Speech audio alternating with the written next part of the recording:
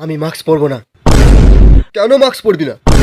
Mask পরলে কি তোর কোনো ক্ষতি হবে বল? তোকে তো ভালোর জন্যই বলা হচ্ছে নাকি? আমার নিঃশ্বাস নিতে অসুবিধা হয়।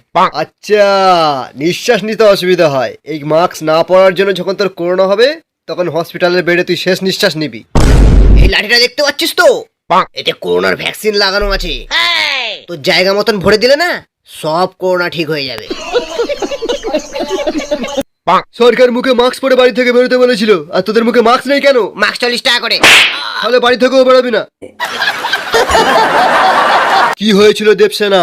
যা হওয়ার হয়ে গেছে, এখন তোকে তো খবর নিতে হবে না, যা। আমার কাছ থেকে 1 মিনিটের দূরত্ব বজায় রাখ, বুঝলি? সারা আবার মাস্কও পরেনি, বেরো এখান থেকে। এই যে ওঠো, ঈদের মার্কেটিং করতে যাবে না? তাড়াতাড়ি ওঠো।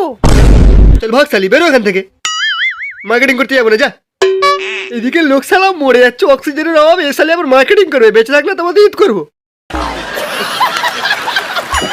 যখন তুই জানতে পারবি তোর আশেপাশে কেউ করোনা পজিটিভ আছে, তখন ঠিক এরকম ভাবে পালাবি। দেখ, ইয়া আলী! আমি পালাবো না বাবা।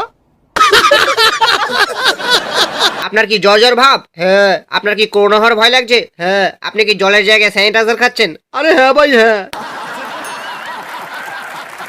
তাহলে এই না একটা কাজের জিনিস। হ্যাঁ? এটা রোজ সকালে ঘুম থেকে ওঠার আগে একটা করে খাবে। তাহলে এটা আমি খেলে আমার করোনা ভালো হয়ে যাবে তো? ওসব গ্যারান্টি নেই।